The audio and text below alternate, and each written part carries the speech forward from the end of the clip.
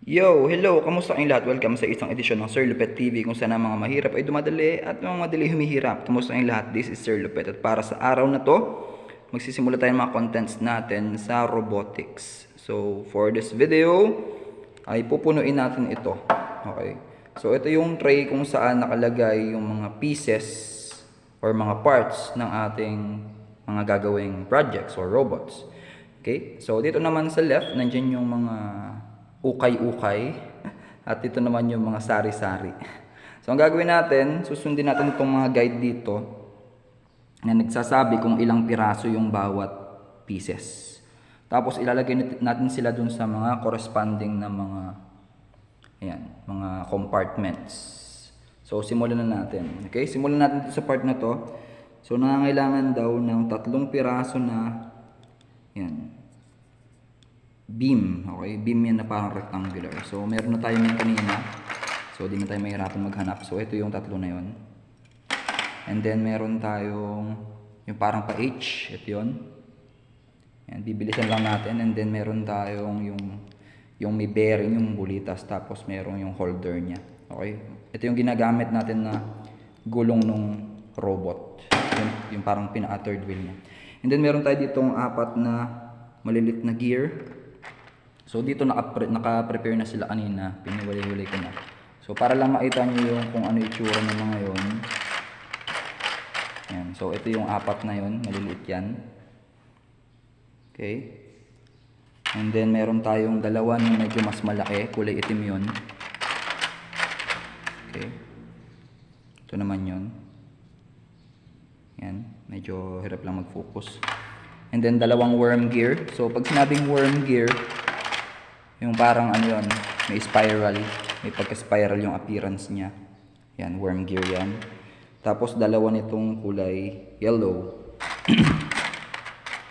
Parang ang tawag yata dito bevel, flat bevel gear. Ayan. So 2 yan. Tapos yung ganun din yung kulay gray na 4 din. Ito mga tawag dito mga spar gears to eh. Yan. Yan, 4 na ganyan. And then 2 nung itim na medyo medium size na. Ito yun. And then 4 nitong parang club or clover. So ginagamit to sa medium motor. Yan, so itong 4 yun. Akala mo sa jackstone. Yan. And then 4 nung kulay gray. Spar gear ulit. Yan. And then 2 nung itim na medyo malaki-laki na to. Yan. And then pinagsanib ko na yung rubber at saka yung parang pang wheel kasi to, tong 4 na yan. Yan. Pero ideally magkahiwalay dapat yan. Tapos yung tinatawag na tabletop, itong 2. Ginagamit to kung gagawa ka ng parang umiikot kasi ito eh. Yan. Parang sa mga crane, parang ganun. And then lastly, yung 2 malaking spar gear. So, complete na natin tong part na to at saka ito. So, move na tayo dito sa mga tinatawag na mga beam. Okay? So, ibig sabihin nitong 4 na piraso and then 5 butas. Okay. So, nagawa na natin kanina yan. Ito yun. So, ilang piraso daw siya? 5. So, 4 pa lang to. Ay, rather, mali. Ano pala? 5 yung butas and then 4 na piraso. So, dito natin siya ilalagay. And then, yung 7 yung butas. So, dito, medyo babagal na tayo guys kasi hahanapin na natin yung isa-isa. So, at least, samahan nyo ako sa paghahanap. Dahil ganyan talaga after nating gumawa ng mga projects. Kasama talaga yung inventory, syempre, ng mga parts. So, kung wala dyan, dito tayo sa kabila maghahanap. Ayan. So, ibig sabihin, 7 na butas yung hahanapin natin dito. So, pwede nyo namang bilangin yan. 2, 4, 6, 7. Tapos, tignan nyo na lang kung magkakasing haba sila. So, if magkakasing haba sila, yun yung 7 na butas, tapos 4 na piraso. And then next, we have 9 na butas. Okay. So, bilang naman 2, 4, 6, 8, 9. So, 9 na butas. And then, 6 na piraso. Hanapin lang natin yung mga kasama niya.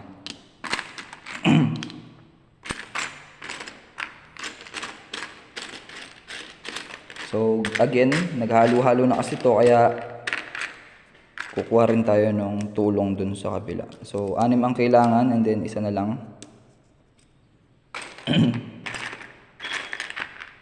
Yan, I guess kumpleto na sila.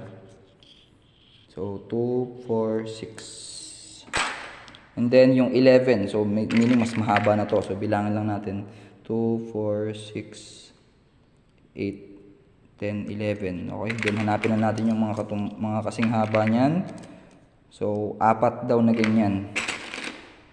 So, gaya nito, mas mahaba to guys, hindi kasali.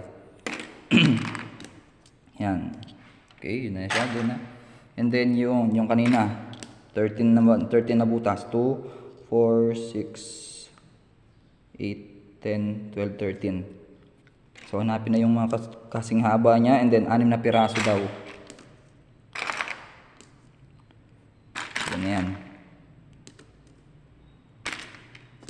2, 4, 6. And then lastly, yung mga puti. Ito pinakamadaling hanapin kasi ito yung pinakamalaki. Wala nang mas mahaba dito. So, 6 na piraso din daw to. Yan.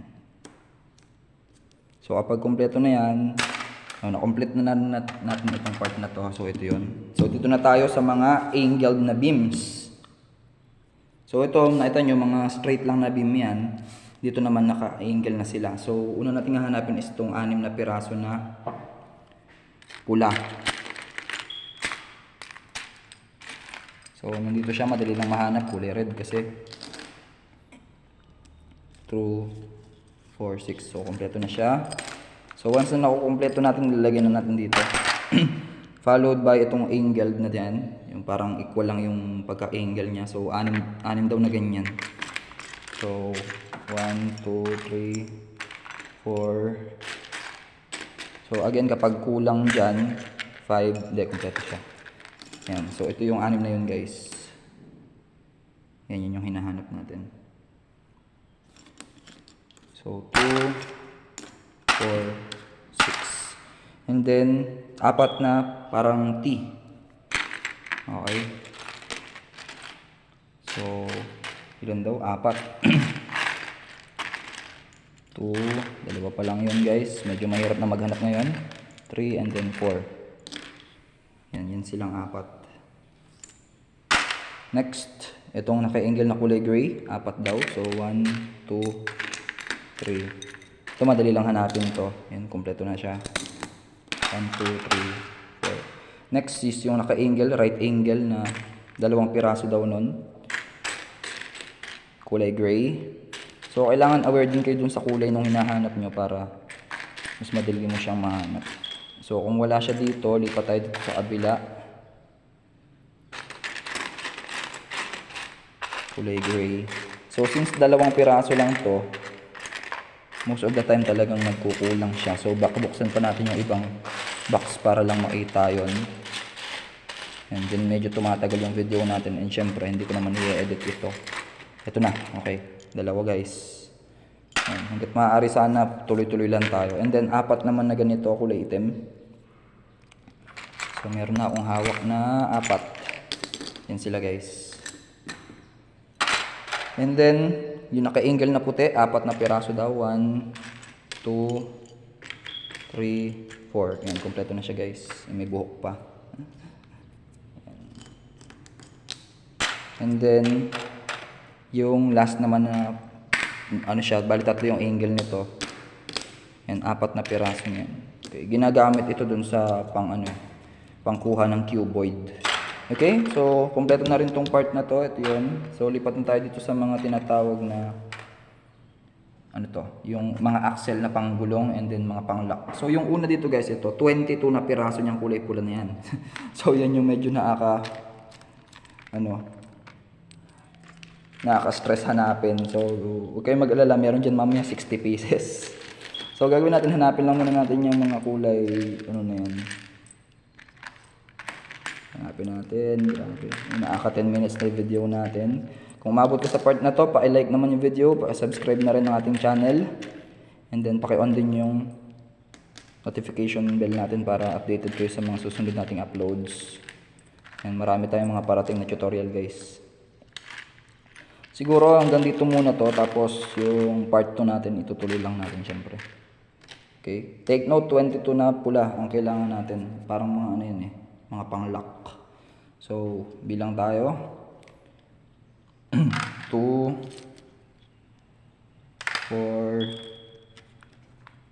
6 8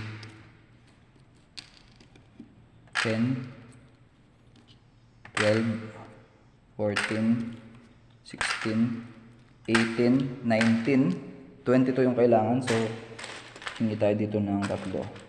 20 and then 22. So, watch or abangan nyo ang part 2. Ingat, nasin ka man. God bless you and goodbye for now.